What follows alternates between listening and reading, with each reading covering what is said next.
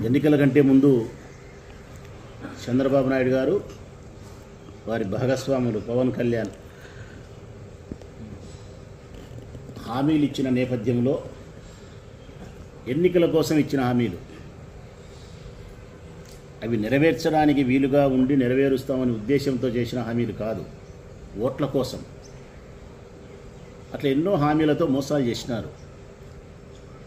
అట్టి మోసాలలో ఈరోజు నేను చెప్పబోయే ఇదొకటి. ఈరోజు నేను ప్రస్తావించబోయే అంశం ఉద్యోగస్తుల యొక్క సమస్య. ఉద్యోగస్తులందరికీ ఎన్నికల కంటే ముందుగా వారు ఇచ్చిన హామీలు పవన్ కళ్యాణ్, చంద్రబాబు నాయుడు గారు దాదాపుగా 20 నుంచి 30% మాత్రమే మాకు ఓట్లు వేసింటారు ఎలక్షన్లప్పుడు ఉద్యోగస్తులు. మిగతా అంతా కూటమి పార్టీకే వేసినారు. 70 నుంచి 80% ఉద్యోగస్తులందరూ రాష్ట్ర వ్యాప్తంగా నీకు ఓట్లు వేసినారు.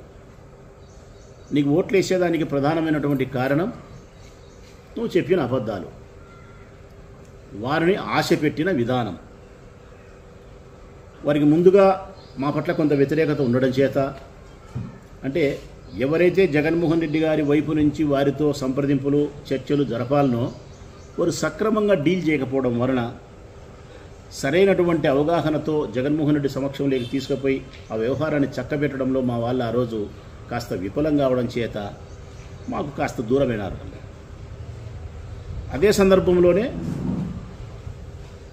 చంద్రబాబు నాయుడు గారు పవన్ కళ్యాణ్ చెప్పిన అబద్ధపు మాటలు, అబద్ధపు హామీలు ఎక్కడి దాకా తీసుకుపోయినారు ఉద్యోగస్తులు అంటే, వీళ్ళు చెప్పిన అబద్ధాల హామీలన్నీ ఊహల నిచ్చెనెక్కించినారు. ఉద్యోగస్తులందరినీ ఊహల నిచ్చెనెక్కించినారు. ఎక్కడికి తీసుకుపోయినారంటే స్వర్గపంచుల దాకా తీసుకుపోయినారు. ఆ నుంచి దబేలు మన కింద వేస్తే ఎవరు ఊళ్ళలో వాళ్ళు అన్నారు ఉద్యోగస్తులు. ఈరోజు ఈ ఆంధ్రప్రదేశ్ రాష్ట్రంలో ఉండబడిన 14 లక్షల మంది ఉద్యోగస్తులందరి వైపు నుంచి, ముఖ్యంగా మా ప్రొద్దుటూరు నియోజకవర్గానికి సంబంధించిన ఉద్యోగస్తులందరి వైపు నుంచి నేను ప్రశ్నిస్తూ ఉన్నా ఈ ప్రభుత్వాన్ని. ఉద్యోగస్తులందరి తరఫున ప్రశ్నిస్తూ ఉన్నా. ముఖ్యమంత్రి గారు కానీ, వారి కుమారులు కానీ, లేకుంటే వారి భాగస్వాములైన పవన్ కళ్యాణ్ గారు కానీ, చంద్రబాబు నాయుడు గారి క్యాబినెట్లో పనిచేసే మంత్రులు కానీ, ఎవరైనా సరే మీరు సమాధానం చెప్పాలా. ఈరోజు నేను ప్రశ్నించే ప్రభుత్వ ఉద్యోగస్తుల వైపు నుంచి నేను ప్రశ్నించే ప్రశ్నకు మీరు సమాధానం చెప్పగలగాల. నిజంగా మీకు దమ్ము, ధైర్యం, నిజాయితీ ఉంటే ఒక్కొక్కటిగా ప్రభుత్వ ఉద్యోగస్తులకు మీరు ఇచ్చిన హామీలను ప్రస్తావిస్తాను. నేను ఒక్కొక్కటిగా ప్రస్తావిస్తా ఉన్నా. నేను మీరు చెప్పిన మాటలు ఏందయ్యా చంద్రబాబు నాయుడు గారు? మొట్టమొదట ఈ రాష్ట్రంలో ప్రభుత్వ ఉద్యోగస్తులకు సంబంధించిన పాత బకాయిలు ఏవైతే ఉన్నాయో ఆ బకాయిలన్నింటినీ మేము వస్తాన వెంటనే ఇస్తామని చెప్పినారు. వెంటనే ఇప్పటికి 16 నెలలు అయింది, 16 పైసలు ఇవ్వలే మీరు. ఈ రాష్ట్రంలో ఉండే ప్రభుత్వ ఉద్యోగస్తుల బకాయి ఎంత అంటే 32,000 కోట్లు. 32,000 కోట్ల రూపాయలు బాకీ ఉంది. మరి ఇచ్చినావా? 32,000 కోట్ల వాళ్ళ పాత బకాయిలన్నీ నువ్వు చెల్లించినావా? మరి చెల్లించలేనప్పుడు నేను గెలిచిన వెంటనే చెల్లిస్తానని చెప్పి వారిని ఎందుకు మభ్యపెట్టినావు? ఎందుకు ఆశ పెట్టగలిగినావు? ఇప్పుడు ఎందుకు అన్యాయం చేస్తానో వాళ్ళను? వారికి ఏమైనా ఊరికి ఇస్తానవా? నువ్వేమన్నా ఊరికి ఇయ్యలే వాళ్ళకు, నువ్వే భిక్షం వేయలే వాళ్ళకు. వాళ్ళు ప్రభుత్వానికి పనిచేసినందుకు వారికి రావాల్సిన డబ్బులు, వాళ్ళకు రావాల్సిన డబ్బులే నువ్వే ఊరికి ఇవ్వడంలే. డిఏ అరియర్స్ ఇవ్వాలా వాళ్ళకు, ఏఐజిఎల్ఐకి సంబంధించినటువంటి బకాయిలు ఇవ్వాలా, ఇన్సూరెన్స్ సంబంధించినటువంటి బకాయిలు ఇవ్వాలా, పిఎఫ్ ఇవ్వాలా, జిల్లా పరిషత్ ప్రావిడెంట్ ఫండ్కి సంబంధించిన జెడ్పీ పిఎఫ్ ఇవ్వాలా. పిఎఫ్తో పాటు జిల్లా పరిషత్ సంబంధించిన పిఎఫ్ యొక్క లోన్స్ ఇవ్వాలా, మెడికల్ రియంబర్స్మెంట్కి సంబంధించిన బిల్లులు ఇవ్వాలా. చిట్ట చివరకు సరెండర్ లీవులకు సంబంధించిన డబ్బులు కూడా ఇవ్వాలా. అంటే ప్రతి ఉద్యోగస్తునికి సంవత్సరానికి ఇన్ని సెలవు దినాలు ఇస్తారు, అవి వాడుకునేదానికి 30, 40, 50, 60 ఎన్నో ఉంటాయి, వాడుకోవచ్చు. వాడికి డబ్బు ఏమి జీతం కట్ చేయరు. పాపం ఉద్యోగస్తులు వాళ్ళకి ఇచ్చినటువంటి పని దినాలను సెలవు దినాలుగా వాడుకోకుండా ప్రభుత్వానికి పనిచేసి, ఇదిగో నేను ఆ దినాలు పనిచేసినా కాబట్టి దానికి రావాల్సిన డబ్బు నాకు ఇవ్వండి అని చెప్పి వారి లీవులను సరెండర్ చేసినట్టు ప్రభుత్వానికి ఆ డబ్బు ఇలే. సరెండర్ లీవ్ సంబంధించిన డబ్బు కూడా మీరు ఇయ్యలే. రెగ్యులర్ ఉద్యోగస్తుల డబ్బు ఉంది, ఇందులో అవుట్సోర్సింగ్ డబ్బు ఉంది, ఉద్యోగస్తుల డబ్బు ఉంది, కాంట్రాక్టర్ యొక్క కాంట్రాక్టు బేసిక్లో పనిచేసే ఉద్యోగస్తులు ఉన్నారు. లాస్ట్కు ఇది 1000 రూపాయలు జీతం ఇస్తాం, పని చేయపో, మళ్ళీ 2 ఏళ్ళు 4 ఏళ్ళు 5 ఏళ్ళ తర్వాత నీ జీతం మంచి మర్యాద ఆలోచిస్తామని చెప్పి కంటింజెంట్ అంటారు. అట్లా ఉద్యోగస్తులు ఉన్నారు. అంటే ఈ రాష్ట్రంలో 14 లక్షల మంది ఉద్యోగస్తులకు సంబంధించినటువంటి పాత బకాయిలు 32,000 కోట్ల రూపాయల డబ్బును నేను గెలిచిన వెంటనే ఇస్తానని చెప్పి ఈ పొద్దుటికి 16 నెలలైనా ₹1 కూడా ఇవ్వకుండా ఉండే నీ దుర్మార్గమైన ఆలోచనను రాచమల్లి శివప్రసాద్ రెడ్డి అనే ఈ వైఎస్ఆర్ కాంగ్రెస్ పార్టీ కార్యకర్త నాయకుడు ఉద్యోగస్తులందరి తరఫున ప్రశ్నిస్తూ ఉన్నా. నువ్వు సమాధానం చెప్పాలను. రెండవది, నువ్వు చెప్పిన ఇంకా చాలా పెద్ద హామీ, నువ్వు చెప్పిన మరొక హామీ కూడా ఏంటంటే డిఏ. ప్రభుత్వ ఉద్యోగస్తులకు 6 నెలలకు ఒకసారి డిఏ అంటే ఇంగ్లీష్లో అయితే డిఎన్ఎస్ అలవెన్స్ అంటారు, తెలుగులో అయితే కరువు భత్యం అంటారు. కరువు భత్యం ప్రతి 6 నెలలకు ఒకసారి ఇస్తారు ప్రభుత్వ ఉద్యోగస్తులందరికీ. ఇప్పటికి ఎన్ని డిఏలు రావాలంటే 4 రావాలా. ఈ జనవరి వచ్చి 5వ ఇవ్వాలి. ఈ జనవరి వస్తే 5వ డిఏ ఇవ్వాలను. ప్రభుత్వ ఉద్యోగస్తులకు అత్యంత ప్రాథమికమైనటువంటి హక్కు అది. ప్రతి 6 మాసాలకు ఒకసారి వారికి రావాల్సినటువంటి డిఎన్ఎస్ అలవెన్స్, కరువు భత్యం అనేది తప్పనిసరిగా ఇవ్వాలి. నువ్వు 4 లేదంటే రేపు 5వది అయితే ఎప్పుడు ఇస్తావు? ఈ 29 వరకు నువ్వు ఇస్తావన్న నమ్మకం కూడా వాళ్ళకు లేదు. నమ్మకం లేదు కాబట్టి వాళ్ళు రోడ్డు ఎక్కినారు. నమ్మకం లేదు కాబట్టి వాళ్ళు ధర్నాలు చేస్తున్నారు. నీపైన నమ్మకం లేదు కాబట్టి వాళ్ళు ఉద్యమాలు చేసే టీచర్లను తీసుకుపోయి నిన్న జైల్లో పెట్టావు. 38 మంది టీచర్లను, చదువు చెప్పే గురువులు తీసుకుపోయి జైల్లో పెడతావా కేసులు పెట్టి? ఏం డబ్బులు అడుగుతున్నారు వాళ్ళు? ఒట్టి పుణ్యానికి ఏమైనా బిచ్చం అడుగుతున్నారా వాళ్ళు? ఏమన్నా వాళ్ళకు రావాల్సిన వేతనాన్ని అడుగుతున్నారు, వాళ్ళకు రావాల్సిన అలవెన్సులు అడుగుతున్నారు, వాళ్ళకు రావాల్సిన హక్కును అడుగుతా ఉన్నారు.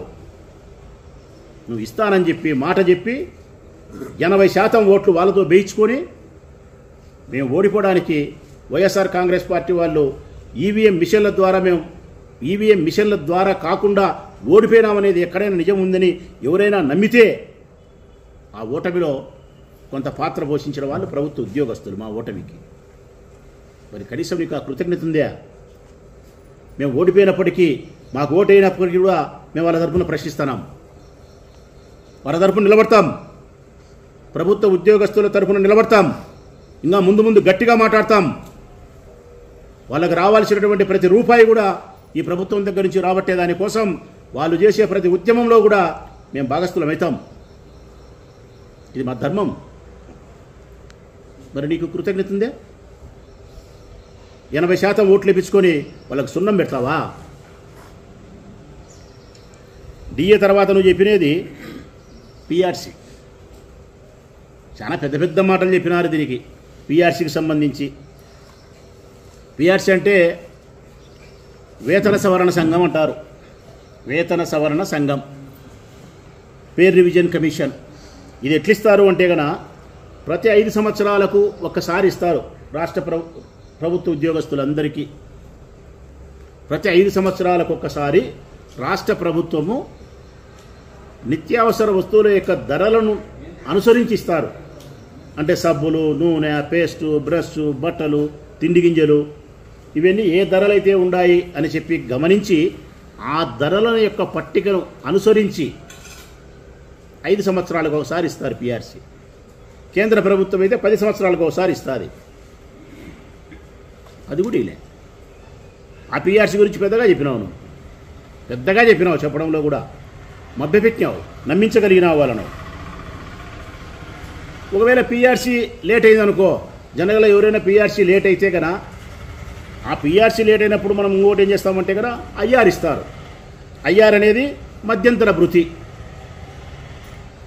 మధ్యంతర భృతి దేనికి ఇస్తారు ఈ ఐఆర్ అంటే కదా, అయ్యా పీఆర్సీ లేట్ అవుతుంది, పేర్ రివిజన్ కమిషన్ లేట్ అయిపోతూ ఉంది కాబట్టి మీకు నష్టం జరగకూడదని చెప్పి ఈ మధ్యంతర భృతి ఇస్తానాం అంటే కదా ఆ పీఆర్సీలోకి జమ వేస్తానామని అర్థం. మన భాషలో చెప్పాలంటే ఓ 10 లక్షలు బాకీ ఉండాం, ఆ బాకీ తీర్సరా, ఇది ముందు నీకు 2 లక్షలు ఇస్తారా, ముందు నువ్వు గడుపుకో అని జమ వేస్తాం కదా, అది జమ వేయడం మధ్యంతర భృతి. ఐఆర్ ఇచ్చినావా? ఐఆర్ కూడా ఇల్లను. పీఆర్సీ ఇవ్వకపోతివి, ఐఆర్ ఇవ్వకపోతివి, వాళ్ళ పాత బకాయిలు చెల్లించకపోతివి, వాళ్ళకి ఇవ్వాల్సిన 5 డిఏలు ఇవ్వకపోతివి, కాంట్రిబ్యూటరీ పెన్షన్ స్కీమ్ అని రద్దు చేస్తా అని చెప్పినావు. సిపిఎస్ రద్దు చేస్తా అని చెప్పినాడు. రద్దు చేస్తే పాత పెన్షన్ విధానం వస్తుంది.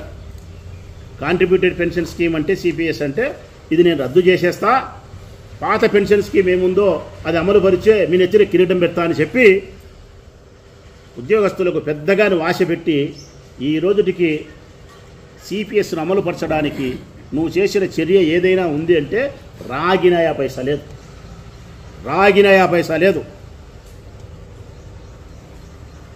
ఇవి కాకుండా ఇంకా నువ్వు అన్యాయం చేస్తున్నావు వాళ్ళకు. పిఆర్సీ కాకుండా, సిపిఎస్ కాకుండా, డిఏలు కాకుండా, ఐఆర్ కాకుండా, వాళ్ళ బకాయిలు చెల్లించకుండా, ఇవే కాకుండా ఇది చాలా బాగా గమనించాలా ఉద్యోగస్తులు కానీ తల్లిదండ్రులందరూ, రాష్ట్రంలో ఉన్న తల్లిదండ్రులందరూ కూడా. ఈ దరిద్రులకు మీరు ఓటేసినారు కదా, మన చెప్పుతో మనం కొట్టుకోవాలా మీరు చేసే పనికి. మన పిల్లలు ఎవరైనా intermediate first year second year intermediate పిల్లలు ఇతర రాష్ట్రాల్లో చదివితే అంటే పొద్దుటూరు పిల్లలు తెలంగాణలో హైదరాబాద్లో చదివినారనుకో, ఇంటర్ అయిపోయిన తర్వాత మెడికల్ కాలేజ్ ఎంబీబీఎస్ చదవాలన్నా, ఇంజనీరింగ్ చదవాలన్నా, మరో పెద్ద చదువులు గ్రాడ్యుయేషన్ ఏదైనా ఇతర చదువులు పెద్ద చదువులు చదవాలంటే, ఇంటర్మీడియట్ తర్వాత ఉండే చదువులు చదవాలంటే నువ్వు ఏపీలో, ఆంధ్రప్రదేశ్లో నాన్ లోకల్ అంట. నువ్వు లోకల్ కాదు, నాన్ లోకల్ అంటే నీకు 20% సీట్లు ఉంటాయి. 100కు 20% సీట్లైనా నువ్వు సంపాదించుకోవాలా. మనం లోకల్ అయితే కన 80% సీట్లలో మనకు సీట్లు సంపాదించుకుంటారు మన పిల్లోళ్ళు. నాన్ లోకల్ అయితే 20% సీట్లలో సంపాదించుకోవాలా. ఈ ఆంధ్రప్రదేశ్లో పుట్టిన మన బిడ్డ, మన ఊళ్ళలో పుట్టి, మన ఊళ్ళలో పెరిగి, మన ఊళ్ళలో చదువుకునే పిల్లోళ్ళు intermediate first year second year ఇతర రాష్ట్రాల్లో చెన్నైయో బెంగళూరో ఎక్కడైనా పొరపాటున చదివితే నాన్ లోకల్. ఉద్యోగస్తుల పిల్లలైనా సరే, మన పిల్లలైనా సరే, దీనికి జీవో ఇచ్చినాడు పెద్ద